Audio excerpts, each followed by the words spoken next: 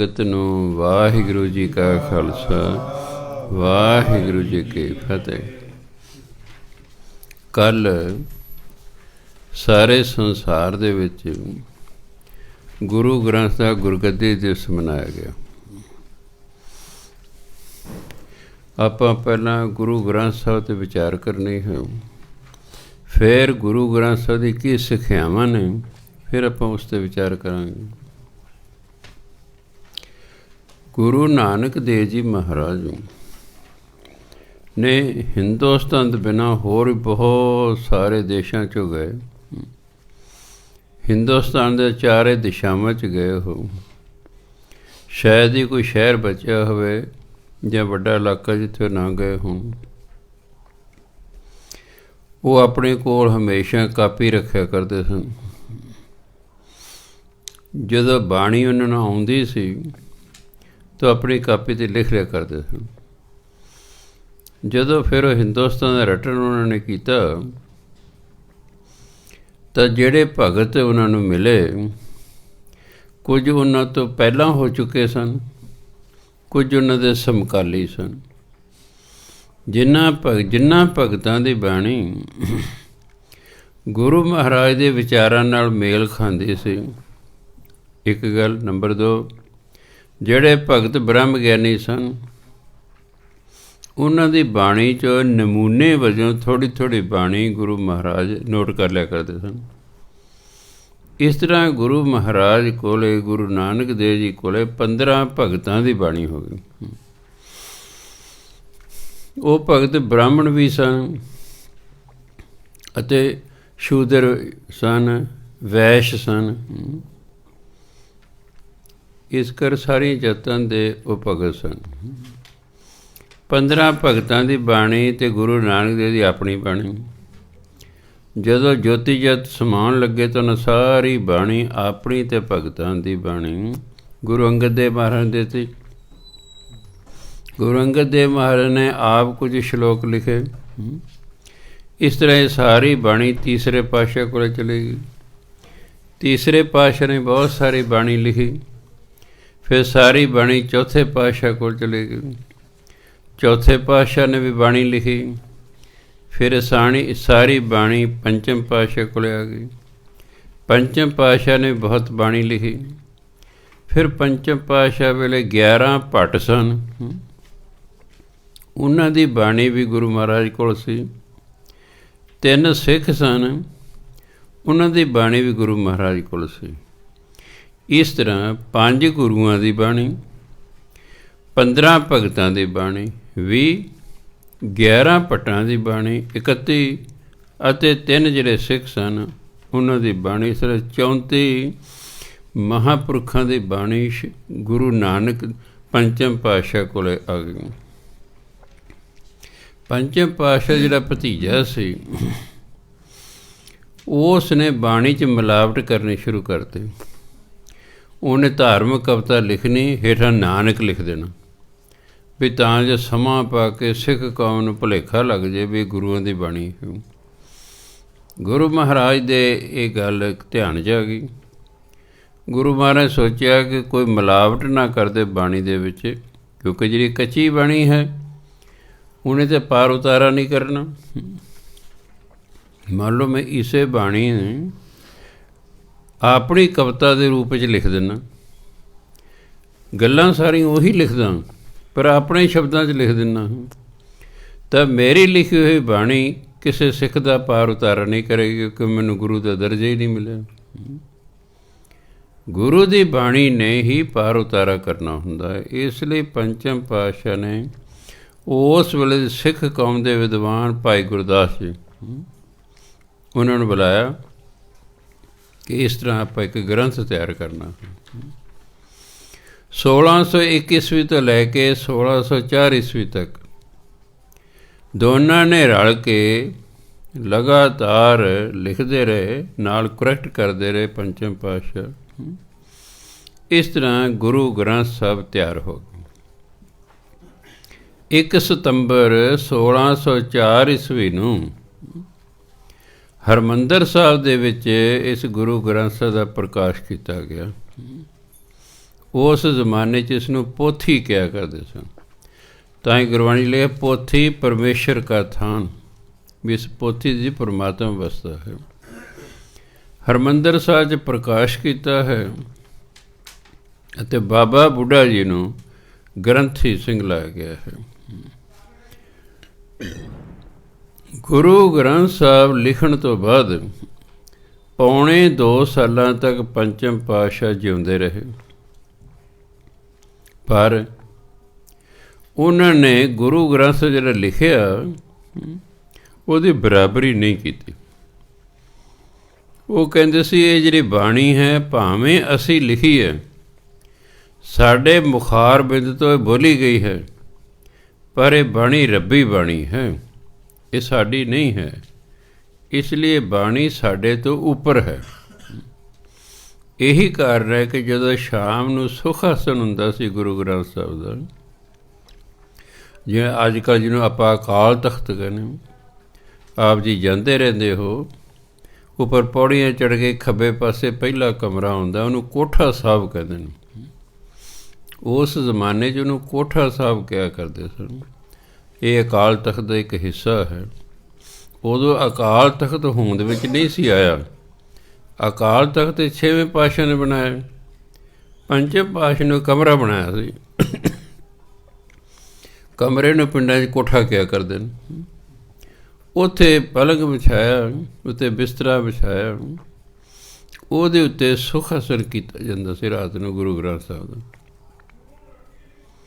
ਪੰਚਮ ਪਾਤਸ਼ਾਹ ਰਾਤ ਨੂੰ ਫਿਰ ਘਰ ਨਹੀਂ ਸੀ ਜਾਂਦੇ, ਉਸੇ ਕਮਰੇ 'ਚ ਪਲੰਘ ਦੇ ਹੇਠਾਂ ਕੱਪੜਾ ਵਿਛਾ ਕੇ, ਅੱਜ ਵੀ ਵਿਛਾਇਆ ਹੁੰਦਾ, ਕਦੇ ਤੁਸੀਂ ਧਿਆਨ ਨਾਲ ਦੇਖਿਓ, ਪਲੰਘ ਸਾਹਿਬ ਦੇ ਹੇਠਾਂ ਇੱਕ ਵਿਸ਼ੇਸ਼ ਚਾਦਰ ਵਿਛੀ ਹੁੰਦੀ ਹੈ, ਹੇਠਾਂ ਚਾਦਰ ਵਿਛਾ ਕੇ ਉਸ ਚਾਦਰ 'ਤੇ ਸਮਾਂ ਕਰਦੇ ਸਨ। ਆਪ ਜੀ ਮੰਜੇ 'ਤੇ ਨਹੀਂ ਸੁੱਤੇ, ਗੁਰੂ ਗ੍ਰੰਥ ਸਾਹਿਬ ਦਾ ਮੁਕਾਬਲਾ ਨਹੀਂ ਕੀਤਾ। ਉਹ ਕਹਿੰਦੇ ਸਾਡੇ ਤੋਂ ਉੱਪਰ ਹੈ, ਭਾਵੇਂ ਅਸੀਂ ਇਹ ਬਾਣੀ ਲਿਖੀ ਹੋਈ ਹੈ, ਪਰ ਇਹ ਰੱਬੀ ਬਾਣੀ ਹੋਣ ਕਰਕੇ ਸਾਡੇ ਤੋਂ ਉੱਪਰ ਹੈ। ਇਸ ਲਈ ਉਹਨੇ ਪੌਣੇ 2 ਸਾਲ ਬਰਾਬਰੀ ਨਹੀਂ ਕੀਤੀ ਗੁਰੂ ਗ੍ਰੰਥ ਸਾਹਿਬ ਦੀ। ਸਮਾਂ ਬੀਤਿਆ,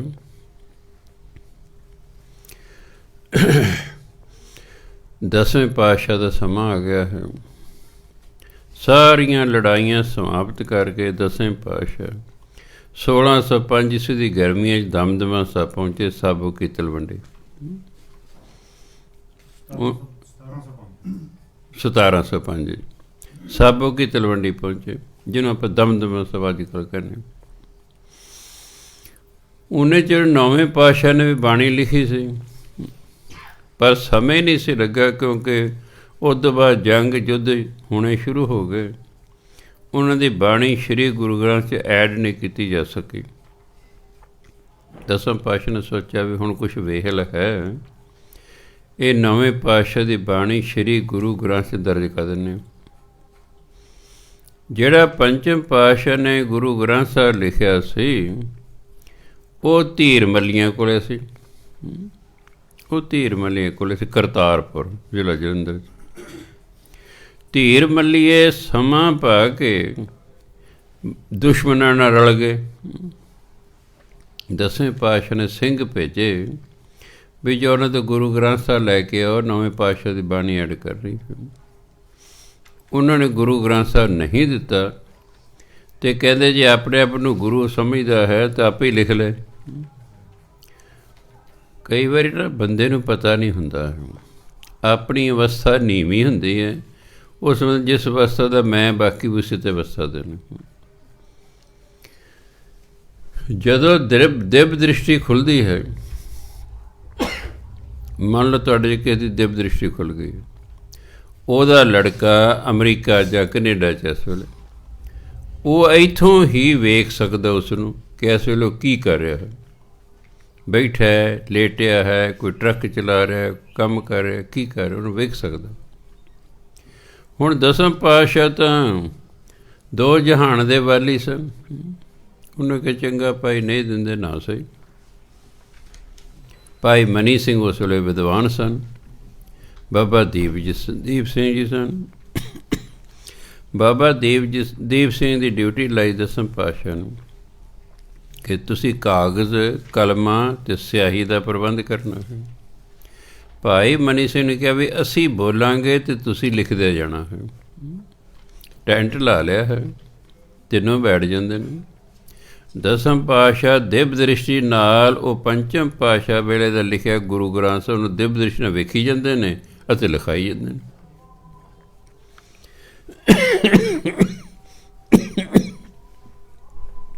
ਜਿੱਥੇ ਜਿੱਥੇ ਨੌਵੇਂ ਪਾਤਸ਼ਾਹ ਦੀ ਬਾਣੀ ਲਿਖਾਣੀ ਸੀ ਉੱਥੇ ਨੌਵੇਂ ਪਾਤਸ਼ਾਹ ਦੇ ਨਾਲ ਬਾਣੀ ਲਿਖਾਈ ਜਾਂਦੀ ਹੈ। ਇਸ ਤਰ੍ਹਾਂ ਜਿਹੜਾ ਹੈ 1706 ਈਸਵੀ ਦੇ ਵਿੱਚ ਗੁਰੂ ਗ੍ਰੰਥ ਸਾਹਿਬ 30 ਅਗਸਤ 1706 ਈਸਵੀ ਨੂੰ ਗੁਰੂ ਗ੍ਰੰਥ ਸਾਹਿਬ ਦੁਬਾਰਾ ਤਿਆਰ ਹੋ ਗਏ। ਇਸ ਨੂੰ ਕਹਿੰਦੇ ਨੇ ਪੂਰਨਤਾ ਦਿਵਸ, ਵੀ ਗੁਰੂ ਗ੍ਰੰਥ ਸਾਹਿਬ ਸੰਪੂਰਨ ਕਰਤਾ। ਜਿਹੜਾ 1604 ਈਸਵੀ ਵਿੱਚ ਲਿਖਿਆ ਸੀ, ਪੰਚਮ ਪਾਤਸ਼ਾਹ ਨੇ ਲਿਖਾਇਆ ਸੀ, ਉਦੋਂ ਜਿਹੜਾ ਪ੍ਰਕਾਸ਼ ਨੂੰ ਕਹਿੰਦੇ ਗੁਰੂ ਗ੍ਰੰਥ ਦਾ ਪਹਿਲਾ ਪ੍ਰਕਾਸ਼, ਉਹ 1 ਸਤੰਬਰ 1604 ਈਸਵੀ ਨੂੰ ਹੋਇਆ। ਇਸ ਨੂੰ ਜਿਹੜੇ 30 ਅਗਸਤ ਨੂੰ ਫਿਰ ਦੁਬਾਰਾ ਗੁਰੂ ਗ੍ਰੰਥ ਸਾਹਿਬ ਸੰਪੂਰਨ ਨੂੰ ਕਹਿੰਦੇ ਸੰਪੂਰਨਤਾ ਦਿਵਸ। ਦਸਮ ਪਾਤਸ਼ਾਹ ਨੂੰ ਪਤਾ ਸੀ ਅਸੀਂ ਦੱਖਣੀ ਭਾਰਤ ਨੂੰ ਜਾਣਾ ਹੈ। ਇਸ ਲਈ ਨਾ ਬਾਬਾ ਦੀਪ ਸਿੰਘ ਨੂੰ ਕਿਹਾ ਵੀ ਦੀਪ ਸਿੰਘ ਜੀ, ਪਹਿਲਾਂ ਇੱਕੋ ਹੀ ਸਰੂਪ ਸੀ, ਉਹ ਦੁਸ਼ਮਣਾਂ ਦੇ ਹੱਥ ਆ ਗਿਆ ਅਤੇ ਅਸੀਂ ਸਦਾ ਰਹਿਣਾ ਨਹੀਂ ਹੈਗਾ, ਅਤੇ ਕੌਮ ਦੀ ਅਗਵਾਈ ਕਰਨ ਲਈ ਕੋਈ ਚੀਜ਼ ਚਾਹੀਦੀ ਹੈਗੀ, ਇਸ ਲਈ ਇਹਦਾ ਇੱਕ ਉਤਾਰਾ ਤੁਸੀਂ ਹੋਰ ਕਰੋ। ਇੱਕ ਉਤਾਰਾ ਬਾਬਾ ਦੀਪ ਸਿੰਘ ਨੂੰ ਹੋਰ ਕਰਤਾ, 2 ਸਰੂਪ ਹੋ ਗਏ। ਦਸਮ ਪਾਤਸ਼ਾਹ ਕਹਿੰਦੇ ਦੀਪ ਸਿੰਘ ਜੀ, ਅਸੀਂ ਜਾਣਾ ਦੱਖਣੀ ਭਾਰਤ ਨੂੰ, ਤੁਸੀਂ ਹੋਰ ਉਤਾਰੇ ਕਰਨੇ ਨੇ ਗੁਰੂ ਗ੍ਰੰਥ ਸਾਹਿਬ ਦੇ, ਅੱਡ ਅੱਡ ਸਥਾਨਾਂ 'ਤੇ ਭੇਜਣੇ ਨੇ। ਪਟਨਾ ਸਾਹਿਬ ਭੇਜਣਾ, ਹਰਿਮੰਦਰ ਸਾਹਿਬ ਭੇਜਣਾ ਹੈ, ਇਸ ਤਰ੍ਹਾਂ ਭੇਜਣੇ ਨੇ। ਉਹਨਾਂ ਦੀ ਡਿਊਟੀ ਲਾਤੀ ਕਿ ਤੁਸੀਂ ਗੁਰੂ ਗ੍ਰੰਥ ਸਾਹਿਬ ਲਿਖ ਰਹੇ ਨੇ, ਨਾਲੇ ਸੰਥਿਆ ਦੇਣੀ ਹੈ। ਇਹ ਜਿਹੜੇ ਟਕਸਾਲ ਵਾਲੇ ਨਾ, ਜਿਹੜੇ ਅੱਜ ਕੱਲ੍ਹ ਧੁੰਮਾ ਸਾਹਿਬ ਨੇ ਇੰਚਾਰਜ, ਹਾਂਜੀ ਦਮਦਮੀ ਟਕਸਾਲ, ਇਹ ਬਾਬਾ ਦੀਪ ਸਿੰਘ ਤੋਂ ਸ਼ੁਰੂ ਹੋਈ ਹੈ। ਪਹਿਲੀ ਜਿਹੜੀ ਕਥਾ ਸੀ ਉਹ ਦਸਮ ਪਾਤਸ਼ਾਹ ਨੇ ਸਾਰੇ ਗੁਰੂ ਗ੍ਰੰਥ ਸਾਹਿਬ ਦੀ ਕੀਤੀ ਸੀ।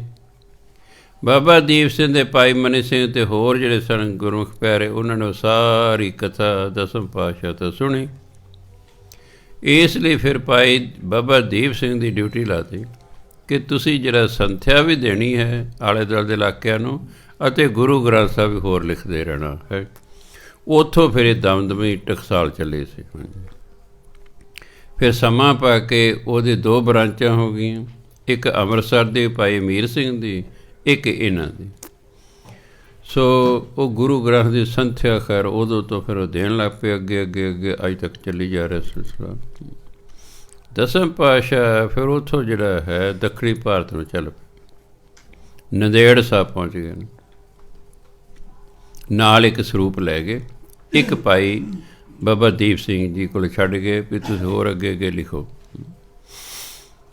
ਜਿਹੜਾ ਉਹਨਾਂ ਆਪ ਲਿਖਾਇਆ ਸੀ ਉਹ ਸਰੂਪ ਨਾਲ ਲੈ ਗਏ, ਕਿਉਂਕਿ ਜਿਹੜੇ ਮਹਾਂਪੁਰਖ ਹੁੰਦੇ ਨੇ ਇਹਨਾਂ ਦੀ ਦਿਵ ਦ੍ਰਿਸ਼ਟੀ ਖੁੱਲ੍ਹੀ ਹੁੰਦੀ ਹੈ। ਇਹਨਾਂ ਨੂੰ ਸਮੇਂ ਦਾ ਪਤਾ ਹੁੰਦਾ ਕਿ ਆਉਣ ਵਾਲੇ ਸਮੇਂ ਦੇ ਵਿੱਚ ਅਸੀਂ ਇਸੇ ਗ੍ਰੰਥ ਨੂੰ ਹੀ ਗੁਰੂ ਦਾ ਦਰਜਾ ਦੇਣਾ ਹੈ, ਇਸੇ ਨੂੰ ਅਸੀਂ ਗੁਰਗੱਦੀ ਦੇਣੀ ਹੈ। ਇਸ ਲਈ ਇੱਕ ਸਰੂਪ ਨਾਲ ਲੈ ਗਏ। ਦੂਜਾ ਬਾਬਾ ਦੀਪ ਸਿੰਘ ਜੀ ਕੋਲ ਰਹਿਣ ਤੱਕ ਇਸ ਤੋਂ ਅੱਗੇ ਹੋਰ ਤੁਸੀਂ ਉਤਾਰੇ ਕਰੋ। ਦੂਰ ਦੀ ਸੋਚੀ ਬਈ ਇੱਕ ਤਾਂ ਅਸੀਂ ਲੈ ਚੱਲੇ ਹਾਂ, ਸਾਡੇ ਤੋਂ ਬਾਅਦ ਕਿਸੇ ਦੁਸ਼ਮਣ ਦੇ ਹੱਥ ਆ ਜੇ ਸਿੱਖ ਕੌਮ ਤਾਂ ਫਿਰ ਵਿਰਵੀ ਹੋ ਜਾਏਗੀ। ਇਸ ਲਈ ਬਾਬਾ ਦੀਪ ਸਿੰਘ ਦੀ ਡਿਊਟੀ ਲਾਤੀ ਕਿ ਤੁਸੀਂ ਹੋਰ ਸਰੂਪ ਤਿਆਰ ਕਰੋ। ਖੈਰ 1708 ਈਸਵੀ ਦੀ ਅਕਤੂਬਰ ਦੇ ਵਿੱਚ ਦਸਮ ਪਾਤਸ਼ਾਹ ਨੇ ਦੇਖਿਆ ਵੀ ਸਾਡਾ ਅੰਤਮ ਸਮਾਂ ਆ ਰਿਹਾ ਹੈ।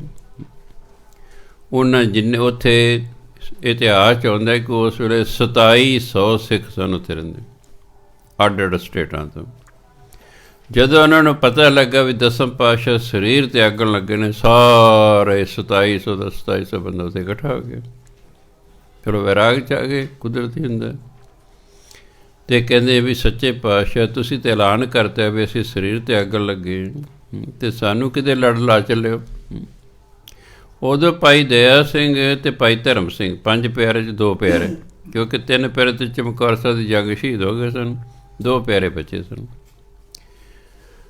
ਦਸਮ ਪਾਤਸ਼ਾਹ ਕਹਿੰਦੇ ਭਾਈ ਦਇਆ ਸਿੰਘ ਜੀ ਗ੍ਰੰਥ ਸਾਹਿਬ ਲਿਆਓ।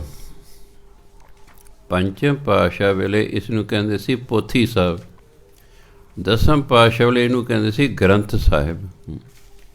ਕਹਿੰਦੇ ਗ੍ਰੰਥ ਸਾਹਿਬ ਲਿਆਓ, ਪ੍ਰਕਾਸ਼ ਕਰੋ। ਦਸਮ ਪਾਤਸ਼ਾਹ ਨੇ 5 ਪੈਸੇ ਤੇ ਨਾਰੀਅਲ ਲੈ ਕੇ ਮੱਥਾ ਟੇਕਤਾ ਹੈ, ਅਤੇ ਜਿੰਨੇ ਸਿੱਖ ਉੱਤੇ ਹਾਜ਼ਰ ਸਨ ਸਭ ਨੂੰ ਕਿਹਾ ਵੀ ਅੱਗੇ ਤੋਂ ਦੇਹਧਾਰੀ ਗੁਰੂ ਦੀ ਪ੍ਰਥਾ ਬੰਦ ਕੀਤੀ ਜਾਂਦੀ ਹੈ, ਗੁਰੂ ਗ੍ਰੰਥ ਸਾਹਿਬ ਹੀ ਅੱਗੇ ਤੋਂ ਇਹ ਤੁਹਾਡੇ ਗੁਰੂ ਹੋਣਗੇ। ਫਿਰ ਉਹਨਾਂ ਨੇ ਕਿਹਾ ਭਾਈ ਪੂਜਾ ਅਕਾਲ ਪੁਰਖ ਕੀ, ਤੁਸੀਂ ਪਰਮਾਤਮਾ ਦੀ ਪੂਜਾ ਕਰਨੀ ਹੈ। ਜੇ ਤੁਸੀਂ ਸਾਡੇ ਨਾਲ ਕੋਈ ਗੱਲਬਾਤ ਕਰਨੀ ਹੈ, ਕੋਈ ਸਾਡੇ ਤੋਂ ਸਿੱਖਿਆ ਲੈਣੀ ਹੈ, ਫਿਰ ਤੁਸੀਂ ਗੁਰੂ ਗ੍ਰੰਥ ਸਾਹਿਬ ਪੜ੍ਹਨਾ ਹੈ, ਅੱਜ ਤੋਂ ਤੁਹਾਡੇ ਗੁਰੂ ਨੇ। ਜੇ ਤੁਸੀਂ ਸਾਡੇ ਦਰਸ਼ਨ ਕਰਨਾ ਚਾਹੁੰਦੇ ਹੋ ਤਾਂ ਜਿਹੜੇ ਅਸੀਂ ਖਾਲਸਾ ਸਾਜਿਆ ਉਹਦੇ ਦਰਸ਼ਨ ਕਰ ਲਿਆ ਕਰੋ, ਸਾਡੇ ਦਰਸ਼ਨ, ਕਿਉਂਕਿ ਉਹਨਾਂ ਨੇ ਕਿਹਾ ਖਾਲਸੇ ਮੈਂ ਹੋਂ ਕਰੋ ਨਿਵਾਸ। ਜਿਹਨੇ 5 ਕਕਾਰ ਧਾਰਨ ਕੀਤੇ ਹੋਏ ਹਨ ਤੁਸੀਂ ਉਹਦੇ ਦਰਸ਼ਨ ਕਰ ਲਿਆ ਕਰੋ, ਸਾਡੇ ਹੀ ਉਹ ਦਰਸ਼ਨ ਹੋਣਗੇ। ਸਾਡੇ ਨਾਲ ਤੁਸੀਂ ਗੱਲਬਾਤ ਕਰਨੀ ਹੈ ਤਾਂ ਗੁਰੂ ਗ੍ਰੰਥ ਸਾਹਿਬ ਨੂੰ ਪੜ੍ਹਨਾ, ਅਤੇ ਜਿਹੜਾ ਤੁਸੀਂ ਨਾਮ ਜਪਣਾ ਹੈ, ਪੂਜਾ ਕਰਨੀ ਹੈ, ਉਹ ਪਰਮਾਤਮਾ ਦੀ ਕਰਨੀ ਹੈ, ਅਕਾਲ ਪੁਰਖ ਦਾ ਨਾਮ ਜਪਣਾ ਹੈ।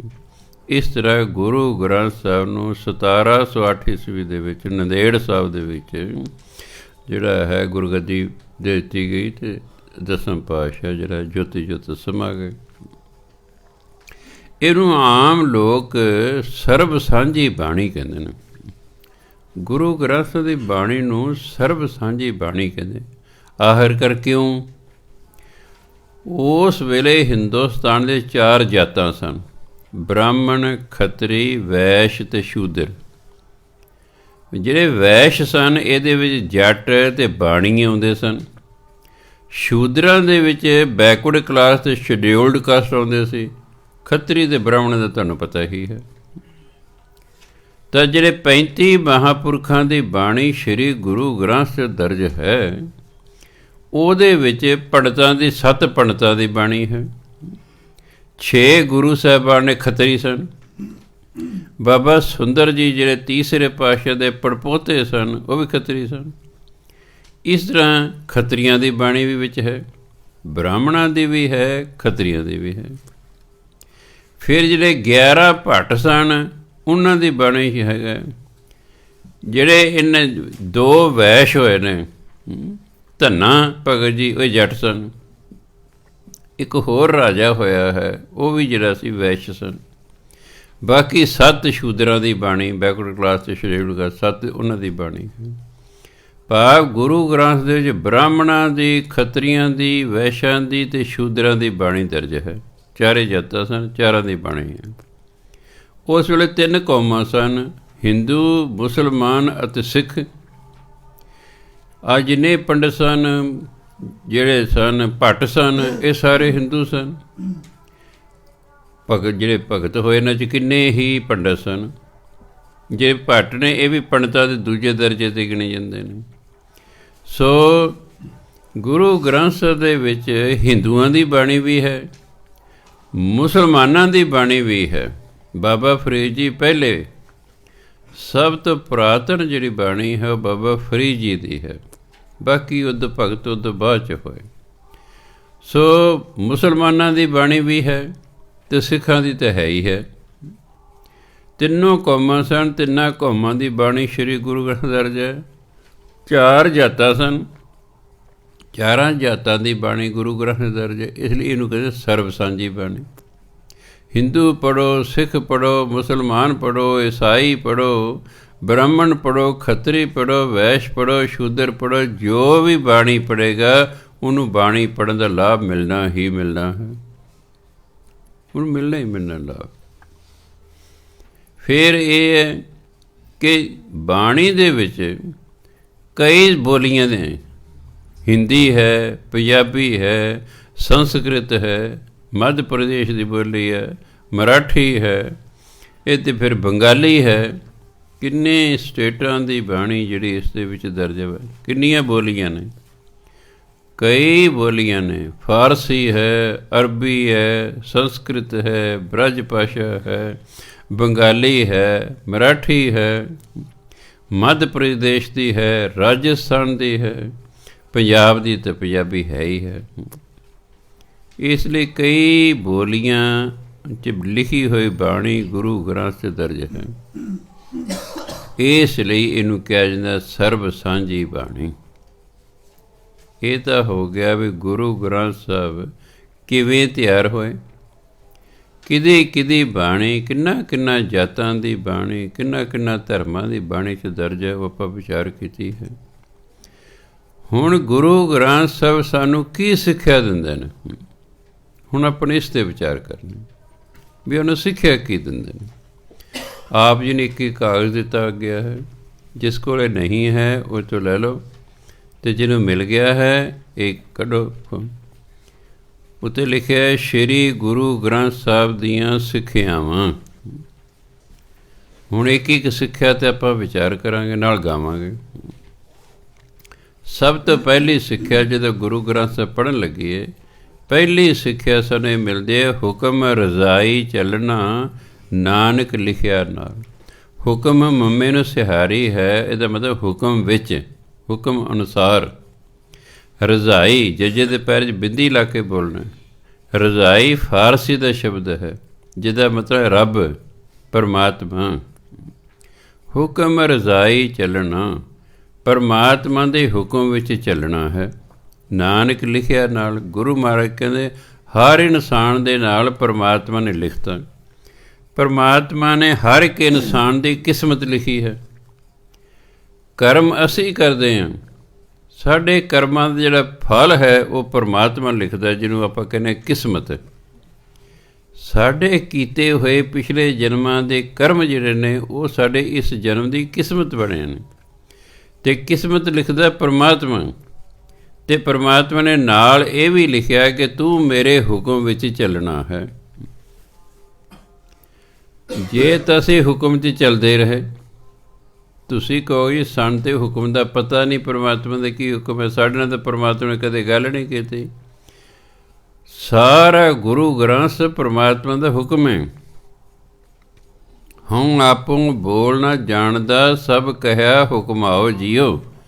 ਗੁਰੂ ਮਹਾਰਾਜ ਕਹਿੰਦੇ ਮੈਨੂੰ ਤਾਂ ਬੋਲਣ ਨਹੀਂ ਸੁਣਦਾ, ਮੈਂ ਜੋ ਬੋਲੇ ਤਾਂ ਪਰਮਾਤਮਾ ਦਾ ਹੁਕਮ ਹੈ। ਸਾਰੀ ਬਾਣੀ ਪਰਮਾਤਮਾ ਦਾ ਹੁਕਮ ਹੈ। ਜੇ ਤਾਂ ਅਸੀਂ ਬਾਣੀ ਅਨੁਸਾਰ ਜੀਵਨ ਜਿਵੇਂ ਗਏ ਫਿਰ ਤਾਂ ਰਹਾਂਗੇ ਸੁਖੀ, ਅਤੇ ਜੇ ਨਾ ਹੁਕਮ ਮੰਨੀਏ ਤਾਂ ਫਿਰ ਸਜ਼ਾ ਮਿਲਦੀ ਹੀ ਮਿਲਦੀ ਹੈ, ਸਜ਼ਾ ਮਿਲਦੀ। ਮੈਨੂੰ ਯਾਦ, ਮੈਂ ਦੂਸਰੀ ਜਮਾਤ 'ਚ ਪੜ੍ਹਦਾ ਸੀ, ਮੇਰਾ ਭਰਾ ਵੀ ਟੀਚਰ ਲੱਗਾ ਹੋਇਆ ਸੀ। ਇੱਕ ਦਿਨ ਦੇਖਿਆ ਵੀ ਜੈਮਰਸਨ ਦਾ ਮੂਡ ਠੀਕ ਹੈ, ਉਹਨੇ ਮੈਨੂੰ ਕੋਲ ਸੱਦਿਆ, ਮੈਂ ਕੋਲ ਚਲਿਆ ਗਿਆ। ਕਹਿੰਦੇ ਵੀ ਮੈਂ ਤੈਨੂੰ ਇੱਕ ਗੱਲ ਕਹਿਣੀ ਹੈ, ਜੇ ਤੂੰ ਮੰਨ ਲਏਗਾ ਨਾ ਸਾਰੀ ਉਮਰ ਮੌਜ ਕਰੇਗਾ। ਮੈਂ ਦੱਸੋ ਜੀ। ਕਹਿੰਦੇ ਮਾਂ ਪਿਓ ਜੋ ਕਹਿਣ ਨਾ ਨਹੀਂ ਕਰਨਾ, ਜੋ ਕਹਿਣ ਉਹ ਕਰ ਦੇਣਾ। ਨੰਬਰ 2, ਸਕੂਲ ਜਦੋਂ ਜਾਏ ਜੋ ਟੀਚਰ ਕਹਿਣ ਉਹ ਮੰਨਣਾ ਹੈ, ਜੋ ਕਹਿਣ ਉਹ ਕਰ ਦੇਣਾ। ਤੀਸਰਾ, ਜਦੋਂ ਤੂੰ ਨੌਕਰੀ 'ਤੇ ਲੱਗੇਗਾ ਤੇਰਾ ਅਫਸਰ ਜੋ ਕਹੇ ਉਹ ਕਰ ਦੇਣਾ, ਨਾ ਨਹੀਂ ਕਰਨੀ। ਬਸ ਨਾ ਮਾਂ ਪਿਓ ਨੂੰ ਨਾ ਕਰਨੀ ਹੈ, ਨਾ ਟੀਚਰ ਨੂੰ ਨਾ ਕਰਨੀ ਹੈ, ਨਾ ਆਪਣੇ ਅਫਸਰ ਨੂੰ ਨਾ ਕਰਨੀ। ਇਹ 3 ਗੱਲਾਂ ਮੇਰੀ ਯਾਦ ਰੱਖੀ, ਜੇ ਤੂੰ ਪਹਿਰਾ ਦੇਦਾ ਸਾਰੀ ਉਮਰ ਮੌਜ ਕਰੇਗਾ। ਇਸ ਗੱਲ ਨੂੰ 70 ਸਾਲ ਹੋ ਗਏ ਨੇ। 70 ਸਾਲਾਂ ਦੀ ਗੱਲ ਮੈਨੂੰ ਅਜੇ ਯਾਦ ਹੈ। ਇਹਦਾ ਮਤਲਬ ਹੈ ਫਿਰ ਮੈਨੂੰ ਯਾਦ ਰਹਿਣਾ। ਮੈਂ ਗੁਰੂ ਗ੍ਰੰਥ ਦੀ ਤਾਬੇ ਬੈਠ ਕੇ ਕਹਿ ਰਿਹਾ ਕਿ ਮੈਂ ਜਿਹੜਾ ਹੈ ਰਿਟਾਇਰ ਹੋਣ ਤੱਕ ਇਹਨਾਂ 3 ਗੱਲਾਂ 'ਤੇ ਪਹਿਰਾ ਦਿੱਤਾ। ਉਹਦਾ ਨਤੀਜਾ ਕੀ ਨਿਕਲਿਆ ਵੀ ਮਾਤਾ ਪਿਤਾ ਤੋਂ ਬੇਅੰਤ ਪਿਆਰ ਮਿਲਿਆ, ਵੀ ਮੁੰਡਾ ਨਾ ਹੀ ਨਹੀਂ ਕਰਦਾ ਕਿਸੇ ਗੱਲ ਤੋਂ, ਨਾ ਕੋਈ ਝਿੜਕਣ ਦੀ ਉਹਨਾਂ ਨੂੰ ਲੋੜ ਪਈ, ਨਾ ਕੋਈ ਕੁਛ ਵੀ ਕਰਨ ਦੀ ਲੋੜ ਨਹੀਂ ਪਈ। ਹਾਂਜੀ, ਟੀਚਰਾਂ ਨੇ ਜੋ ਕਿਹਾ ਉਹ ਕਰਤਾ, ਟੀਚਰਾਂ ਵੱਲੋਂ ਪਿਆਰ ਮਿਲਿਆ। 17 ਅਫਸਰਾਂ ਦੇ ਅੰਡਰ ਮੈਂ ਕੰਮ ਕੀਤਾ, 37 ਸਾਲ ਸਰਵਿਸ 'ਚ। ਕਿਸੇ ਨੂੰ ਮੈਂ ਨਾ ਹੀ ਨਹੀਂ ਕੀਤੀ, ਜੋ ਕਿਸੇ ਨੇ ਕਹਿਤਾ ਕਰਤਾ ਜੀ, ਇਸ ਲਈ ਮੌਜ ਕੀਤੀ, ਇਹ ਮੌਜ ਕੀਤੀ। ਅਤੇ ਹੁਣ ਮੇਰੀ ਕੋਸ਼ਿਸ਼ ਹੈ ਵੀ ਜਿਵੇਂ ਗੁਰੂ ਮਹਾਰਾਜ ਕਹਿੰਦੇ ਜੈਮਲ ਸਿੰਘ ਤੂੰ ਐਂ ਕਰ ਅਤੇ ਫਿਰ ਬਾਕੀ ਦੀ ਜ਼ਿੰਦਗੀ ਮੌਜ ਕਰੇਂਗਾ। ਹੁਕਮ ਮੰਨਣ ਦੇ ਵਿੱਚ ਹੀ ਆਨੰਦ ਹੈ, ਜੋ ਸੁੱਖ ਹੁਕਮ ਮੰਨਣ 'ਚ ਨਾ ਹੋਰ ਕਾਸੇ 'ਚ ਨਹੀਂ ਮੈਂ ਦੇਖਿਆ ਹੈ। ਤਾਂ ਗੁਰੂ ਨਾਨਕ ਦੇਵ ਨੇ ਲਿਖਿਆ, ਹੁਕਮ ਰਜ਼ਾਈ ਚੱਲਣਾ ਨਾਨਕ ਲਿਖਿਆ ਨਾਲ। ਹਰ ਇੱਕ ਇਨਸਾਨ ਦੇ ਨਾਲ ਹੀ ਲਿਖਿਆ ਹੋਇਆ ਹੈ ਕਿ ਹੇ ਇਨਸਾਨ ਤੂੰ ਮੇਰੇ ਹੁਕਮ ਵਿੱਚ ਚੱਲਣਾ। ਪਰਮਾਤਮਾ ਕਹਿੰਦਾ ਤੂੰ ਮੇਰੇ ਹੁਕਮ ਵਿੱਚ ਚੱਲਣਾ। ਹੁਕਮ ਰਜ਼ਾਈ ਚੱਲਣਾ ਨਾਨਕ ਲਿਖਿਆ ਨਾਲ। ਹੁਕਮ ਰਜ਼ਾਈ ਚੱਲਣਾ ਨਾਨਕ ਲਿਖਿਆ ਨਾਲ। ਚੱਲਣਾ ਨਾਨਕ ਲਿਖਿਆ ਨਾਲ। ਹੁਕਮ ਰਜ਼ਾਈ ਚੱਲਣਾ ਨਾਨਕ ਲਿਖਿਆ ਨਾਲ। ਦੂਜੀ ਸਿੱਖਿਆ ਜੋ ਗੁਰੂ ਗ੍ਰੰਥ ਸਾਹਿਬ ਦਿੱਤੀ ਹੈ, ਵਿੱਚ ਦੁਨੀਆ ਸੇਵ ਕਮਾਈਐ ਤਾਂ ਦਰਗਾਹ ਬੈਸਣ ਪਾਈਏ। ਸੰਸਾਰ 'ਚ ਅਸੀਂ ਆਏ ਹਾਂ ਸੇਵਾ ਕਰਨੀ। ਜਿਹੜਾ ਸੇਵਾ ਕਰਦਾ ਲੋੜਵੰਦਾਂ ਦੀ, ਉਹਨੂੰ ਪਰਮਾਤਮਾ ਦੀ ਦਰਗਾਹ 'ਚ ਬੈਠਣ ਲਈ ਜਗ੍ਹਾ ਮਿਲ ਜਾਂਦੀ ਹੈ। ਸਿੱਖ ਨੂੰ ਹੁਕਮ ਹੈ ਤੂੰ ਸਿਮਰਨ ਵੀ ਕਰਨਾ ਅਤੇ ਸੇਵਾ ਵੀ ਕਰਨੀ। ਸੇਵਾ 3 ਪ੍ਰਕਾਰ ਦੀ ਹੁੰਦੀ ਹੈ, ਮਾਇਆ ਨਾਲ ਸੇਵਾ, ਸਰੀਰ ਨਾਲ ਸੇਵਾ, ਬੇਨਤੀ ਨਾਲ ਸੇਵਾ। ਮੰਨ ਲਓ ਜਿਹਦੇ ਕੋਲ ਧਨ ਹੈ, ਧਨ ਨਾਲ ਸੇਵਾ ਕਰ ਦਿਓ। ਕਿਸੇ ਕੋਲ ਧਨ ਨਹੀਂ ਪਏ, ਆਪਣੇ ਸਰੀਰ ਨਾਲ ਸੇਵਾ ਕਰ ਦਿਓ। ਜੇ ਦੋਨੋਂ ਤਰ੍ਹਾਂ ਨਹੀਂ ਕਰ ਸਕਦੇ, ਜਿੱਥੇ ਤੁਸੀਂ ਉਹਦੇ ਭਲੇ ਲਈ ਅਰਦਾਸ ਕਰ ਦਿਓ, ਇਹ ਵੀ ਇੱਕ ਸੇਵਾ ਹੈ। ਕਿਸੇ ਦਾ ਭਲਾ ਮੰਗਣਾ ਇਹ ਵੀ ਇੱਕ ਸੇਵਾ ਹੁੰਦੀ ਹੈ। ਕਹਿੰਦੇ ਵਿੱਚ ਦੁਨੀਆ ਸੇਵ ਕਮਾਈਏ। ਜਿਹੜਾ ਦੁਨੀਆ 'ਚ ਆ ਕੇ ਸੇਵਾ ਕਰਦਾ ਨਾ ਤਾਂ ਦਰਗਾਹ ਬੈਸਣ ਪਾਈਏ, ਉਹਨੂੰ ਪਰਮਾਤਮਾ ਦਰਗਾਹ 'ਚ ਬੈਠਣ ਨੂੰ ਥਾਂ ਮਿਲ ਜਾਂਦੀ ਹੈ।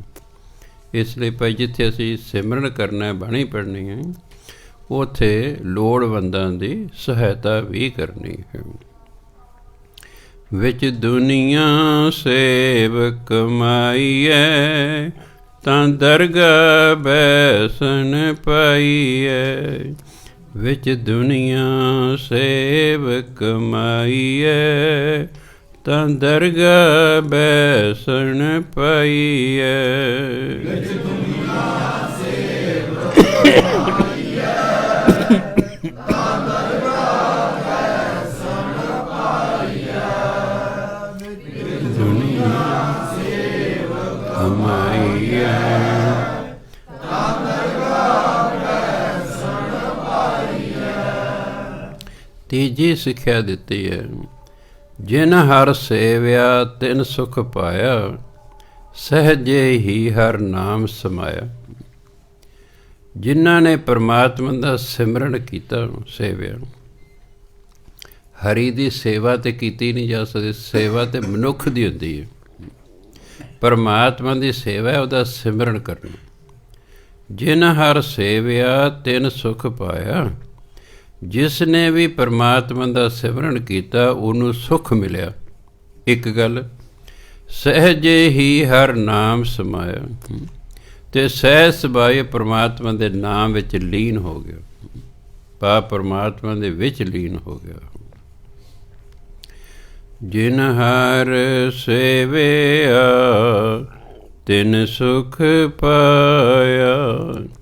ਜਿਨ ਹਰ ਸੇਵਿਆ ਤਿਨ ਸੁਖ ਪਾਇਆ। ਜਿਨ ਹਰ ਸੇਵਿਆ ਤਿਨ ਸੁਖ ਪਾਇਆ। ਜਿਨ ਹਰ ਸੇਵਿਆ ਤਿਨ ਸੁਖ ਪਾਇਆ। ਸਹਿਜੇ ਹੀ ਹਰ ਨਾਮ ਸਮਾਇਆ। ਸਹਿਜੇ ਹੀ ਹਰ ਨਾਮ ਸਮਾਇਆ।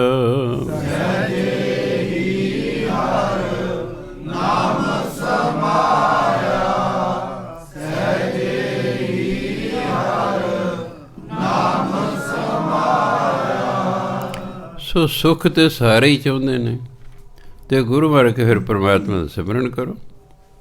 ਪਰਮਾਤਮਾ ਸਿਮਰਨ ਕਰੋ, ਤੁਹਾਨੂੰ ਸੁੱਖ ਮਿਲੇਗਾ। ਅੱਗੇ ਕਹਿੰਦੇ ਕਰ ਇਸ਼ਨਾਨ ਸਿਮਰ ਪ੍ਰਭ ਆਪਣਾ, ਮਨ ਤਨ ਭੈ ਰੋਗਾ। ਹੇ ਭਾਈ, ਇਸ਼ਨਾਨ ਕਰੋ, ਫਿਰ ਪਰਮਾਤਮਾ ਦਾ ਸਿਮਰਨ ਕਰੋ। ਜਦ ਤੁਸੀਂ ਦੋ ਕੰਮ ਕਰੋਗੇ, ਮਨ ਤਨ ਭੈ ਰੋਗਾ, ਤੁਹਾਡਾ ਮਨ ਅਤੇ ਤਨ ਅਰੋਗ ਤੰਦਰੁਸਤ ਹੋ ਜਾਣਗੇ। ਕਿਉਂਕਿ ਇਸ਼ਨਾਨ ਕਰਨ ਨਾਲ ਸਰੀਰ ਦੀ ਸਾਰੀ ਮੈਲ ਲੈ ਜਾਂਦੀ ਹੈ, ਸੁਸਤੀ ਲੈ ਜਾਂਦੀ ਹੈ, ਬੰਦਾ ਐਕਟਿਵ ਹੋ ਜਾਂਦਾ ਹੈ। ਸਿਮਰਨ ਕਰਨ ਨਾਲ ਮਨ ਸਾਫ਼ ਹੁੰਦਾ ਹੈ। ਇਸ਼ਨਾਨ ਕਰਨ ਨਾਲ ਸਰੀਰ ਸਾਫ਼ ਹੁੰਦਾ, ਸਿਮਰਨ ਕਰਨ ਨਾਲ ਮਨ ਸਾਫ਼ ਹੁੰਦਾ। ਜੋ ਸਰੀਰ ਅਤੇ ਮਨ ਦੋਨੋਂ ਸਾਫ਼ ਹੋ ਗਏ ਤਾਂ ਬਸ ਤੰਦਰੁਸਤ ਹਾਂ, ਤੰਦਰੁਸਤ।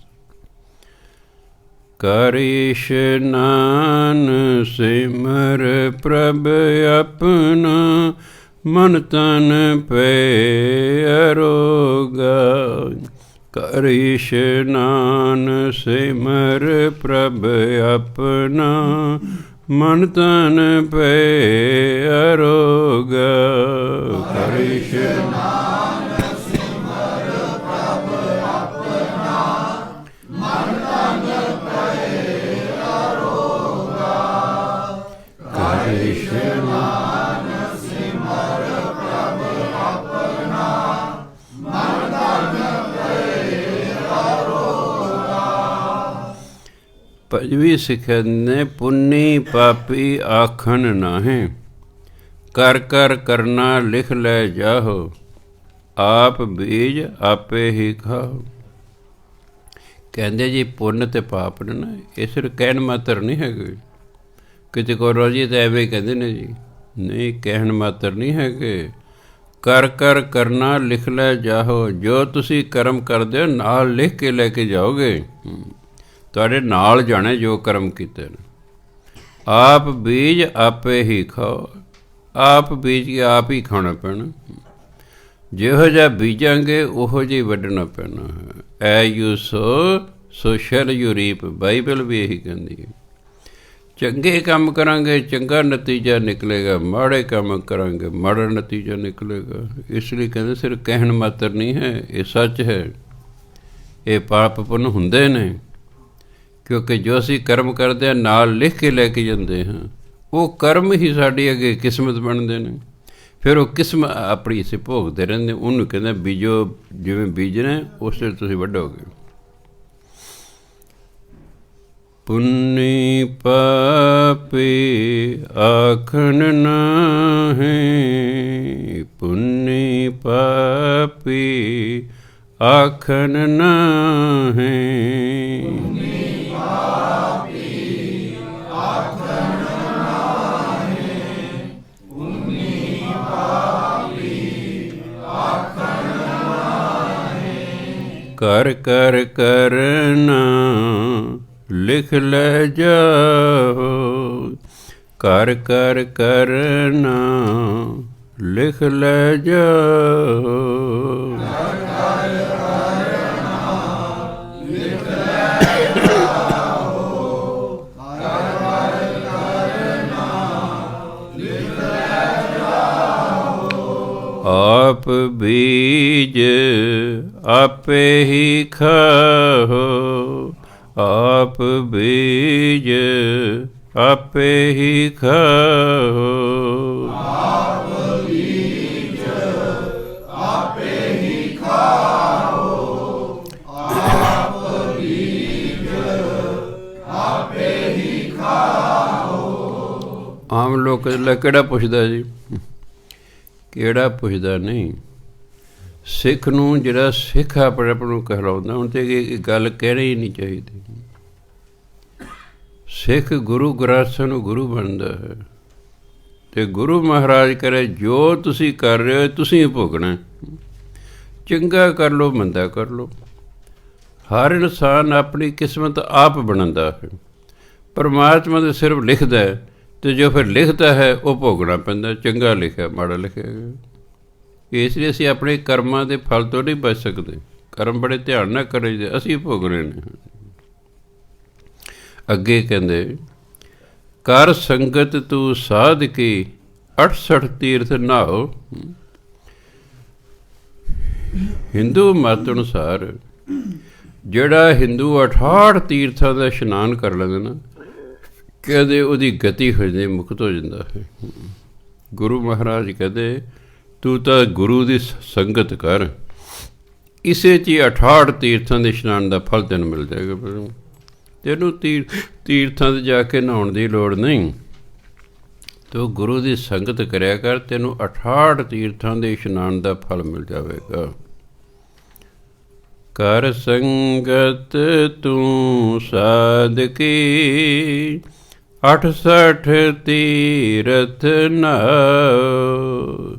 ਕਰ ਸੰਗਤ ਤੂੰ ਸਾਧਕੀ 68 ਤੀਰਥ ਨਹਾਓ। ਕਰ ਸੰਗਤ ਤੂੰ ਸਾਧਕੀ 68 ਤੀਰਥ ਨਹਾਓ। ਕਰ ਸੰਗਤ ਤੂੰ ਸਾਧਕੀ 68 ਤੀਰਥ ਨਹਾਓ। ਅੱਗੇ ਕਹਿੰਦੇ, ਘਾਲ ਖਾਏ ਕਿਛ ਹੱਥੋਂ ਦੇ, ਨਾਨਕ ਰਾਹ ਪਛਾਣੈ ਸੇ। ਘਾਲ ਖਾਏ, 10 ਅਨੋਂ ਦੀ ਕਿਰਤ ਕਰਕੇ ਖਾਣਾ, 10 ਅਨੋਂ ਦੀ ਕਿਰਤ ਕਰਕੇ ਖਾਣਾ ਹੈ। ਕੋਈ ਹਰਾਮ ਦੀ ਕਮਾਈ ਨਹੀਂ ਕਰਨੀ, ਕਿਉਂਕਿ ਗੁਰਬਾਣੀ ਗੁਰ ਪੀਰ ਹਾਮਾ ਤਾਂ ਪਰੈ ਜਾਂ ਮੁਰਦਾਰ ਨਾ ਖਾਏ। ਮੁਰਦਾਰ ਹੁੰਦੇ ਹਰਾਮ ਦੀ ਕਮਾਈ।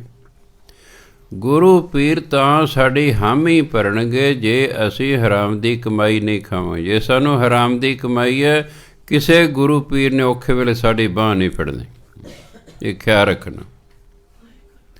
ਗੁਰੂ ਮਹਾਰਾਜ ਤਾਂ ਹੀ ਸਾਡੀ ਔਖੇ ਵੇਲੇ ਬਾਂਹ ਫੜਨਗੇ ਜੇ ਸਾਡੀ ਕਮਾਈ 10 ਨਹੁੰਆਂ ਦੀ ਹੈ।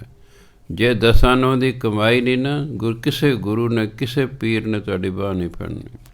ਇਸ ਲਈ ਸਖਤ ਹਦਾਇਤ ਹੈ, ਘਾਲ ਖਾਏ ਕਿਛ ਹੱਥੋਂ ਦੇ। ਹੱਥੋਂ ਦੇ ਦਾਨ ਕਰੋ, 10 ਨਹੁੰਆਂ ਦੀ ਕਿਰਤ ਕਰਕੇ ਖਾਓ, ਅਤੇ ਉਸ ਕਿਰਤ ਦੇ ਵਿੱਚੋਂ ਫਿਰ ਲੋੜਵੰਦਾਂ ਦੀ ਸਹਾਇਤਾ ਕਰੋ।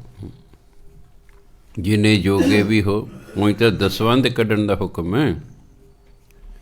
10ਮ ਪਾਤਸ਼ਾਹ ਤੇ ਇੱਥੋਂ ਤੱਕ ਕਹਿੰਦੇ ਨੇ, ਭਾਈ ਦਸਵੰਧ ਬਾਬੇ ਕਿਆਂ ਨੂੰ ਦੇ ਦਿਓ। ਜੇ ਬਾਬੇ ਕਿਆਂ ਨੂੰ ਨਾ ਦੇਵੋਗੇ, ਬਾਬਰ ਕਿਆ ਲੈ ਜਾਣਾ, ਤੁਹਾਡੀ ਮਰਜ਼ੀ ਹੈ।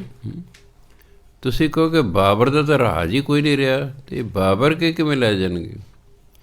ਚੋਰ ਡਾਕੂ ਬਾਬਰ ਕੇ ਨੇ, ਜਿਹੜੇ ਆਪਣੇ ਐਕਸੀਡੈਂਟ ਹੋ ਗਏ ਨੇ, ਆਪਣਾ ਡਾਕਟਰ ਸਾਡੇ ਤੋਂ ਪੈਸੇ ਲੈਂਦੇ ਨੇ, ਇਹ ਵੀ ਬਾਬਰ ਕੇ ਨੇ, ਇਹ ਬਾਬਰ ਕੇ ਨੇ।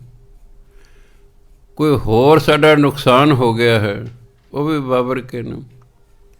ਕਹਿੰਦੇ ਜਾਂ ਤਾਂ ਬਾਬੇ ਕਿਹਨੂੰ ਦੇ ਦਿਓ, ਭਾਵ ਗੁਰੂ ਦੇ ਨਬੀ 'ਤੇ ਕੱਢ ਦਿਓ, ਨਹੀਂ ਤਾਂ ਬਾਬਰ ਕੇ ਲੈ ਜਾਓ, ਤੁਹਾਡੀ ਮਰਜ਼ੀ ਹੈ। ਕਹਿੰਦੇ ਤੁਸੀਂ ਸਾਲ ਦੇ ਵਿੱਚ ਜਿੰਨੀ ਤੁਹਾਨੂੰ ਤਨਖਾਹ ਮਿਲਦੀ ਹੈ, ਇਨਕਮ ਟੈਕਸ ਕੱਟ ਕੇ ਜਿੰਨੀ ਮਿਲਦੀ ਹੈ, ਉਹ ਟੋਟਲ ਨੋਟ ਕਰ ਲਿਓ, ਅਤੇ ਸਾਲ ਦੇ ਵਿੱਚ ਫਿਰ ਵੇਖ ਲਿਓ ਕਿ ਤੁਹਾਡਾ ਖਰਚਾ ਫਜ਼ੂਲ ਦਾ ਕਿੰਨਾ ਹੋਇਆ। ਫਜ਼ੂਲ ਦਾ ਖਰਚਾ ਕਿੰਨਾ ਹੋ ਗਿਆ। ਕੁਝ ਸਾਲਾਂ ਬਾਅਦ ਤੁਹਾਨੂੰ ਪਤਾ ਲੱਗ ਜਾਏਗਾ ਕਿ ਅਸੀਂ ਦਸਵੰਧ ਨਹੀਂ ਕੱਢਿਆ, ਉਹਨਾਂ ਫਜ਼ੂਲ ਦਾ ਖਰਚੀ ਹੋ ਗਿਆ, ਬਿਮਾਰੀਆਂ 'ਤੇ ਹੋ ਗਿਆ, ਦੁਰਘਟਨਾਵਾਂ 'ਤੇ ਹੋ ਗਿਆ, ਕੋਈ ਮੁਕੱਦਮਾ ਚੱਲ ਪਿਆ, ਇਸ ਤਰ੍ਹਾਂ ਹੋ ਗਿਆ, ਕੋਈ ਚੋਰੀ ਹੋ ਗਈ ਹੈ, ਕਿਸੇ ਨੇ ਜੇਬ ਕੱਟ ਲਈ ਹੈ, ਉੱਥੇ ਜਾ ਪੈਂਦਾ। ਤਾਂ ਗੁਰੂ ਮਹਾਰਾਜ ਕਹਿੰਦੇ, ਘਾਲ ਖਾਏ ਕਿਛ ਹੱਥੋਂ ਦੇ, 10 ਨਹੁੰਆਂ ਦੀ ਕਿਰਤ ਕਰਕੇ ਖਾਓ, ਅਤੇ ਫਿਰ ਲੋੜਵੰਦਾਂ ਦੀ ਸਹਾਇਤਾ ਵੀ ਕਰੋ। ਫਿਰ ਕੀ ਹੋ ਗਿਆ? ਨਾਨਕ ਰਾਹ ਪਛਾਣੈ ਸੇ।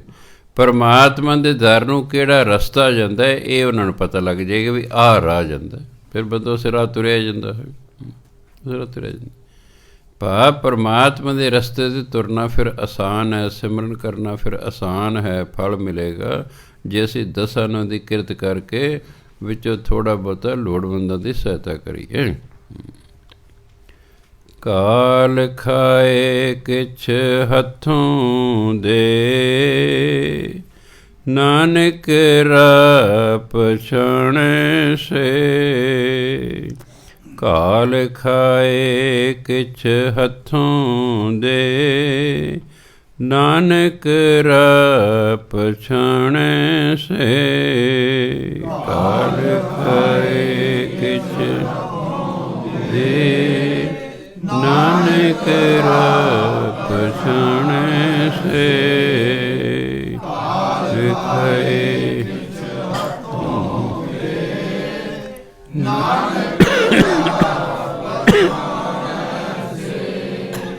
ਅੱਗੇ ਕਹਿੰਦੇ, ਗੁਰ ਮਿਲ ਚੱਜ ਆਚਾਰ ਸਿੱਖ, ਤੁਧ ਕਦੇ ਨਾ ਲੱਗੈ ਦੁੱਖ। ਆਵਾਜ਼ ਆ ਰਹੀ ਹੈ? ਗੁਰ ਮਿਲ ਚੱਜ ਆਚਾਰ ਸਿੱਖ। ਕਹਿੰਦੇ ਗੁਰੂ ਨੂੰ ਮਿਲ ਕੇ ਨਾ ਜੀਵਨ ਜਿਉਣ ਦੇ ਚੱਜ ਸਿੱਖ ਲੈ। ਚੱਜ ਆਚਾਰ ਹੁੰਦਾ ਜੀਵਨ ਜਿਉਣ ਦਾ ਢੰਗ। ਤੁਸੀਂ ਕਹੋਗੇ ਅਸੀਂ ਇੰਨੇ ਪੜ੍ਹੇ ਲਿਖੇ ਹਾਂ ਕਿ ਗੁਰੂ ਤੋਂ ਬਿਨਾਂ ਸਾਨੂੰ ਜੀਵਨ ਨਹੀਂ ਜਿਉਣ ਦਾ? ਨਹੀਂ ਆਉਂਦਾ, ਕਿਤੇ ਭੁਲੇਖਾ ਹੋਵੇ। ਜਿਹੜੇ ਪਹਿਲਾਂ ਸ਼ਰਾਬ ਪੀਂਦੇ ਸਨ, ਸਤ ਸੰਗਤ ਕਰਕੇ ਉਹਨਾਂ ਨੇ ਸ਼ਰਾਬ ਛੱਡਤੀ। ਉਹਨਾਂ ਨੂੰ ਪੁੱਛੋ ਵੀ ਹੁਣ ਕਿਉਂ ਛੱਡਤੀ? ਹੁਣ ਕੀ ਤੁਸੀਂ ਜ਼ਿਆਦਾ ਪੜ੍ਹ ਗਏ ਹੋ? ਪਹਿਲਾਂ ਵੀ ਤੁਸੀਂ ਬੜੇ ਪੜ੍ਹੇ ਲਿਖੇ ਸੀ, ਵੱਡੇ ਵੱਡੇ ਅਫਸਰ ਲੱਗੇ ਸੀ, ਉਦੋਂ ਪੀਂਦੇ ਸੀ, ਹੁਣ ਕਿਉਂ ਛੱਡਤੀ ਹੈ? ਹੁਣ ਕਿਉਂ ਛੱਡਤੀ? ਗੁਰੂ ਨੇ ਚੱਜ ਸਿਖਾਇਆ ਕਿ ਸ਼ਰਾਬਾਂ ਸ਼ਰੂਬਾਂ ਨਹੀਂ ਪੀਵੀਦੀਆਂ, ਇਹ ਨਸ਼ੇ ਨੁਸ਼ੇ ਨਹੀਂ ਕਰੀਦੇ, ਇਹ ਰਿਸ਼ਵਤਾਂ ਨਹੀਂ ਲਈਦੀਆਂ, ਹਰਾਮ ਦੀ ਕਮਾਈ ਨਹੀਂ ਕਰੀਦੀ। ਗੁਰੂ ਨੂੰ ਮਿਲ ਕੇ ਜੀਵਨ ਜਿਉਣ ਦੀ ਜਾਚ ਆਉਂਦੀ ਹੈ, ਉਂਝ ਨਹੀਂ ਆਉਂਦੀ। ਜਿੰਨਾ ਮਰਜ਼ੀ ਪੜ੍ਹ ਜਾਓ। ਵੱਡੇ ਵੱਡੇ DC ਵੀ ਸ਼ਰਾਬ ਪੀ ਰਿਹਾ, SSP ਵੀ ਸ਼ਰਾਬ ਪੀ ਰਿਹਾ, ਜੱਜ ਵੀ ਸ਼ਰਾਬ ਪੀ ਰਿਹਾ, ਪਰ ਕੋਈ ਮਿਨਿਸਟਰ ਵੀ ਸ਼ਰਾਬ ਪੀ ਰਹੇ ਨੇ। ਕੋਈ ਵਿਰਲਾ ਟਾਮਾ ਬਚਿਆ ਹੈ, ਵਿਰਲਾ ਟਾਮਾ। ਪੜ੍ਹੇ ਲਿਖੇ ਨੇ ਸਾਰੇ। IAS ਅਫਸਰ ਪੀ ਰਹੇ ਨੇ, ਜੱਜ ਪੀ ਰਹੇ ਨੇ, ਸਾਰੇ ਤਾਂ ਨਹੀਂ ਪਰ ਬਹੁਤ ਨੇ। ਈਵਨ ਪ੍ਰੋਫੈਸਰ ਪੀ ਰਹੇ ਨੇ, ਟੀਚਰ ਪੀ ਰਹੇ ਨੇ। ਜਿਨ੍ਹਾਂ ਸਿੱਖਿਆ ਦੇ ਸੀ, ਬਾਪੂ ਨੇ ਸਿੱਖਿਆ ਦੇ ਸੀ ਬੱਚੇ, ਉਹ ਵੀ ਪੀ ਰਿਹਾ ਹੈ। ਨਹੀਂ ਚੱਜ ਹੈ ਜਿਉਣ ਦਾ। ਸਾਡੇ ਸ਼ੈੱਡ ਪਾ ਰਹੇ ਸੀ, ਦੀਵਾਲੀ ਦੀ ਛੁੱਟੀ ਕਰਤੀ, ਚਲੋ ਮੰਨਿਆ ਜੀ। ਅਗਲੇ ਦਿਨ ਕੀ ਹੁੰਦਾ? ਹਾਂਜੀ, ਵਿਸ਼ਵਕਰਮਾ ਡੇ। ਚਲੋ ਉਹਦੇ ਇਹ ਕੰਮ ਨਹੀਂ ਕਰਦੇ, ਕੋਈ ਨਹੀਂ। ਅੱਜ ਵੀ ਨਹੀਂ ਆਏ। ਮੈਂ ਠੇਕੇਦਾਰ ਨੂੰ ਪੁੱਛਿਆ ਵੀ ਆਏ? ਕਹਿੰਦਾ ਜਿੰਨੇ ਤੁਹਾਡੇ ਤੋਂ ਪੈਸੇ ਲੈ ਗਏ ਸਨ ਨਾ, ਉਹ ਜਿੰਨੇ ਚਿਰ ਪੀ ਕੇ ਮੁੱਕ ਨਹੀਂ ਨਾ ਜਾਂਦੇ, ਉਨੇ ਚਿਰ ਨਹੀਂ ਆਉਂਦੇ। ਜਿੱਦੇ ਮੁੱਕ ਕੇ ਆ ਜਾਣਗੇ। ਆਹ ਤਾਂ ਹਾਲ ਹੈ। ਫਿਰ ਨਹੀਂ ਨਾ ਚੱਜ ਹੈ। ਕਿਸੇ ਬੱਚੇ ਦਾ ਖਿਆਲ ਨਹੀਂ, ਕੋਈ ਪੜ੍ਹਾਈ ਦਾ ਖਿਆਲ ਨਹੀਂ ਨਾ, ਬਸ ਆਪਣੇ ਪੀਣ ਤੱਕ। ਗੁਰੂ ਤੋਂ ਬਿਨਾਂ ਚੱਜ ਆਚਾਰ ਆਉਂਦਾ ਹੀ ਨਹੀਂ ਬੰਦੇ ਨੂੰ। ਮੈਂ ਦੇਖਿਆ, ਜਦ ਬਾਣੀ ਪੜ੍ਹਦਾ ਨਾ ਫਿਰ ਸਮਝ ਆਉਂਦੀ ਵੀ ਉਹ ਕੀ ਕਰਨਾ ਚਾਹੀਦਾ ਅਤੇ ਕੀ ਨਹੀਂ ਕਰਨਾ ਚਾਹੀਦਾ। ਇਸ ਲਈ ਕਹਿੰਦੇ ਨੇ, ਗੁਰ ਮਿਲ ਚੱਜ ਆਚਾਰ ਸਿੱਖ, ਤੁਧ ਕਦੇ ਨਾ ਲੱਗੈ ਦੁੱਖ। ਗੁਰ ਮਿਲ ਚੱਜ ਆਚਾਰ ਸਿੱਖ, ਤੁਧ ਕਦੇ ਨਾ ਲੱਗੈ ਦੁੱਖ।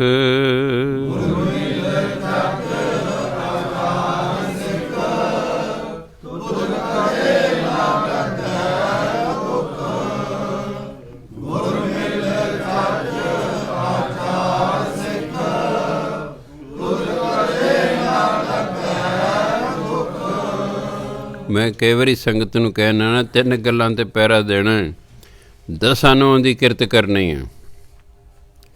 ਕੋਈ ਚੋਰੀ ਨਹੀਂ ਕਰਨੀ, ਕੋਈ ਡਾਕਾ ਨਹੀਂ ਮਾਰਨਾ, ਕੋਈ ਠੱਗੀ ਨਹੀਂ ਕਰਨੀ, ਕੋਈ ਮਿਲਾਵਟ ਨਹੀਂ ਕਰਨੀ, ਕੋਈ ਰਿਸ਼ਵਤਖੋਰੀ ਨਹੀਂ ਕਰਨੀ, ਜਿਹੜਾ ਕਿਸੇ ਨਾਲ ਅਨਿਆਂ ਕਰਕੇ ਪੈਸੇ ਨਹੀਂ ਲੈਣੇ। 10 ਨੂੰਹਾਂ ਦੀ ਕਿਰਤ ਕਰਨੀ ਹੈ। 1, ਨਾ ਕੋਈ ਨਸ਼ਾ ਕਰਨਾ, ਨਾ ਵੇਚਣਾ ਹੈ। 2, ਤੀਜੇ ਆਪਣਾ ਚਾਲ ਚੱਲਣ ਉੱਚਾ ਰੱਖਣਾ।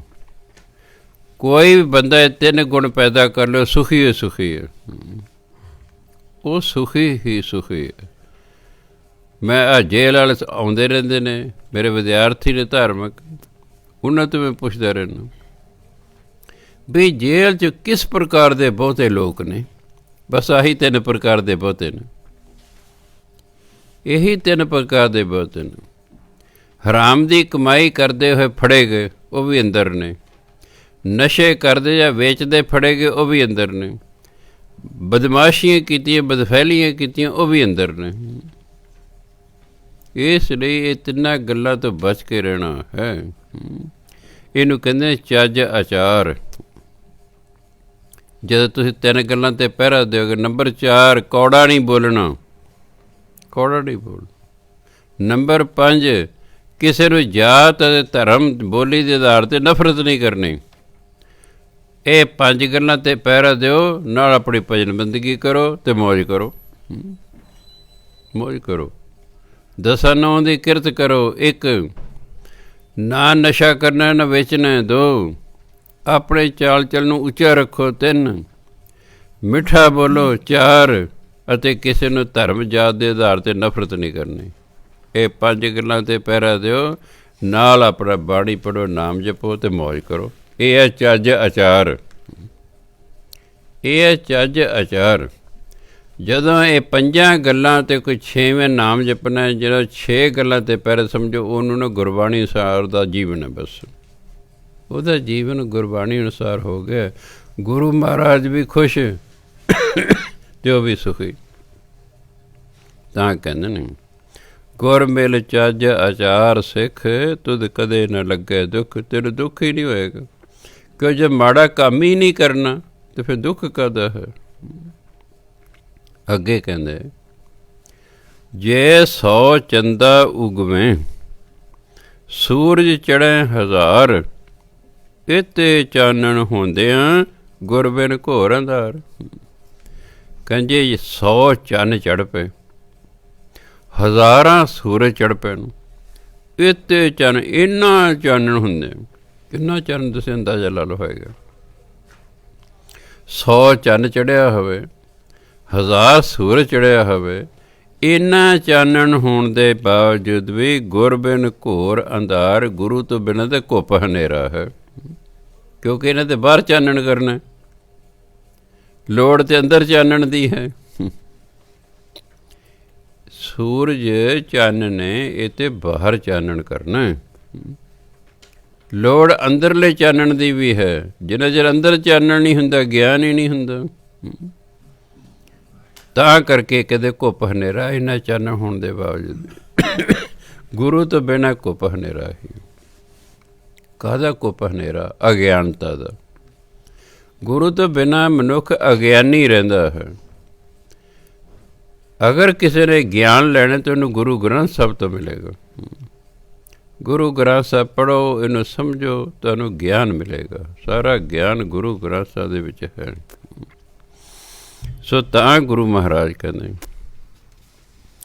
ਜੇ 100 ਚੰਦਾ ਉਗਵੇਂ, ਸੂਰਜ ਚੜ੍ਹੇ 1000। ਜੇ 100 ਚੰਦਾ ਉਗਵੇਂ, ਸੂਰਜ ਚੜ੍ਹੇ 1000।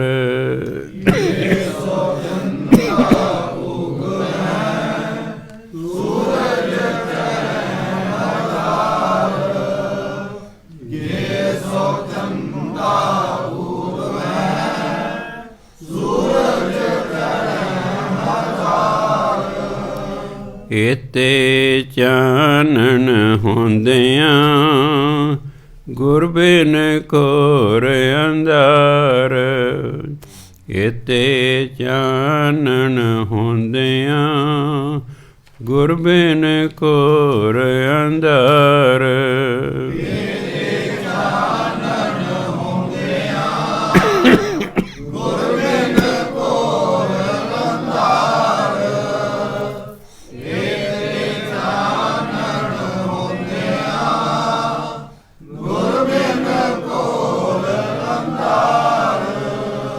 ਅਸਲ ਗੁਰਬਾਣੀ ਦੇ ਅਨੁਸਾਰ ਚਾਨਣ ਕੀ ਹੈ? ਗਿਆਨ।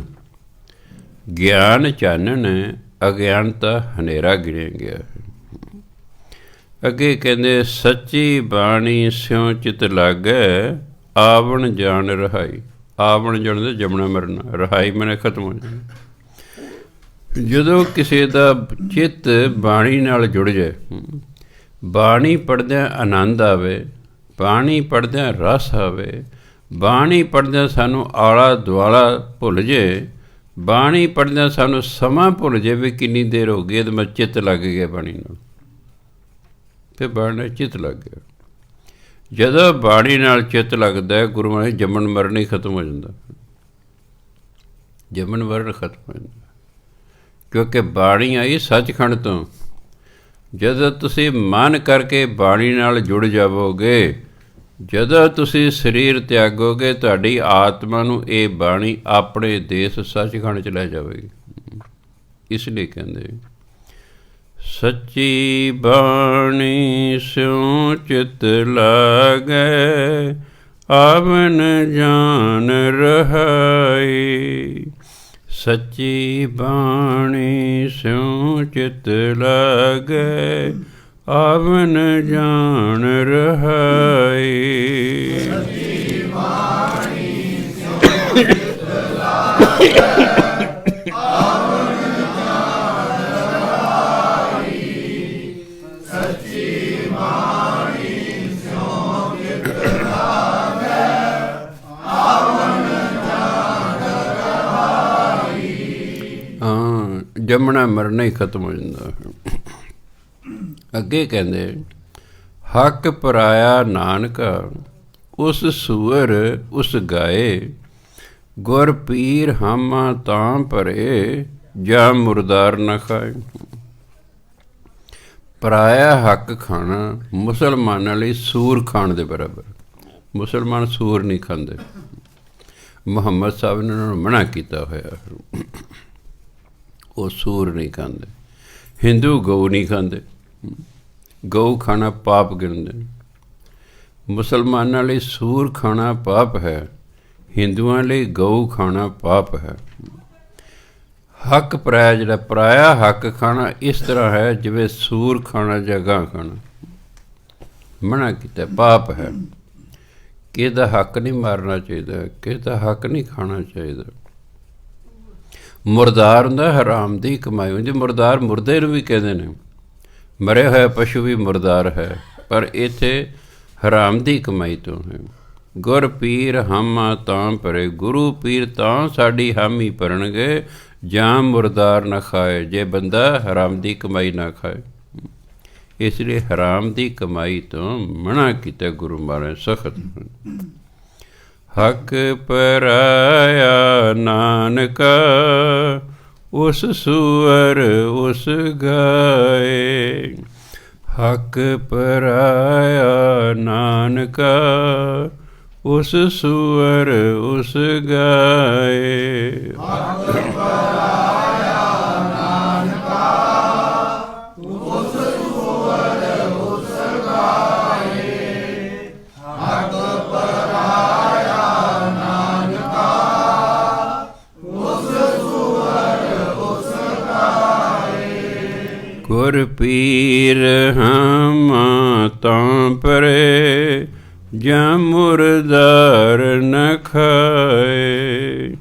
ਗੁਰ ਪੀਰ ਹਾਮਾ ਤਾਂ ਭਰੇ, ਜਾਂ ਮੁਰਦਾਰ ਨ ਖਾਏ। ਗੁਰ ਪੀਰ ਹਾਮਾ ਤਾਂ ਭਰੇ, ਜਾਂ ਮੁਰਦਾਰ ਨ ਖਾਏ।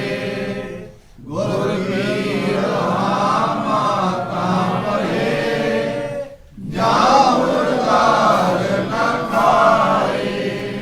ਅੱਗੇ ਭਈ ਪ੍ਰਾਪਤ ਮਾਨੁਖ ਦੇਹਰੀਆ, ਗੋਬਿੰਦ ਮਿਲਣ ਕੀ ਇਹ ਤੇਰੀ ਬਰੀਆ।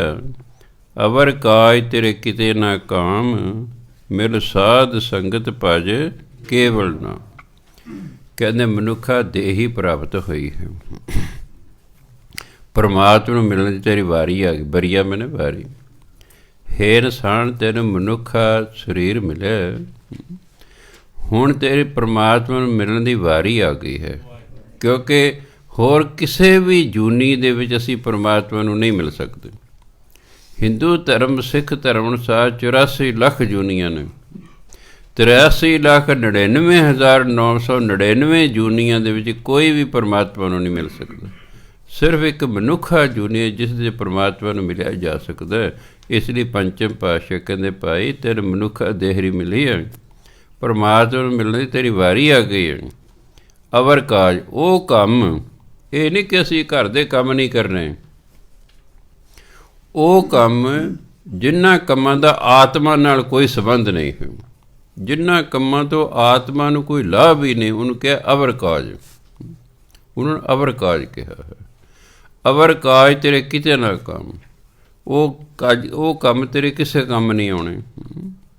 ਮਿਲ ਸਾਧ ਸੰਗਤ ਭਜ ਕੇਵਲ ਨਾਮ। ਇਸ ਲਈ ਤੂੰ ਸਾਧ ਸੰਗਤ 'ਚ ਆਗਾ, ਸਤ ਸੰਗਤ 'ਚ ਆਗਾ, ਪਰਮਾਤਮਾ ਦਾ ਨਾਮ ਜਪ, ਕਿਉਂਕਿ ਪਰਮਾਤਮਾ ਦਾ ਸਤ ਸੰਗਤ ਕਰਕੇ, ਪਰਮਾਤਮਾ ਦਾ ਨਾਮ ਜਪ ਕੇ ਹੀ ਤੂੰ ਪਰਮਾਤਮਾ ਨੂੰ ਮਿਲ ਸਕਦਾ ਹੈ। ਭਈ ਪ੍ਰਾਪਤ ਮਾਨੁਖ ਦੇਹੁਰੀਆ, ਭਈ ਪ੍ਰਾਪਤ ਮਾਨੁਖ ਦੇਹੁਰੀਆ, ਭਈ ਪ੍ਰਾਪਤ ਮਾਨੁਖ ਦੇਹੁਰੀਆ, ਭਈ ਪ੍ਰਾਪਤ ਮਾਨੁਖ ਦੇਹੁਰੀਆ।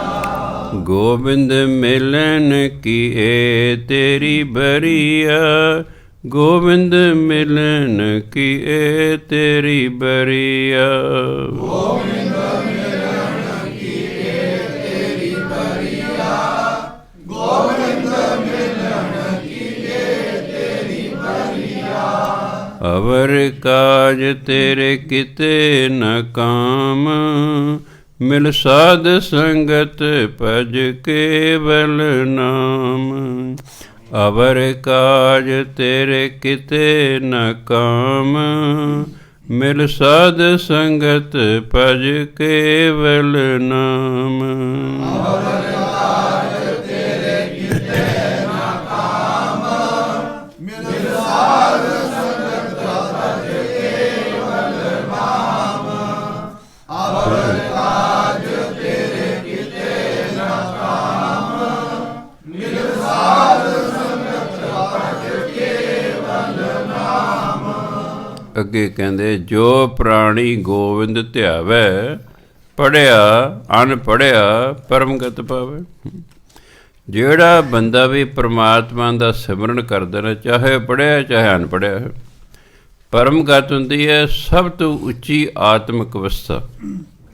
ਸਭ ਤੋਂ ਉੱਚੀ ਆਤਮਿਕ ਅਵਸਥਾ ਬ੍ਰਹਮ ਗਿਆਨ ਦੀ ਅਵਸਥਾ ਨੂੰ ਕਹਿੰਦੇ। ਉਹ ਕਹਿੰਦੇ ਤੁਹਾਨੂੰ ਪ੍ਰਾਪਤ ਹੋ ਜਾਏਗੀ।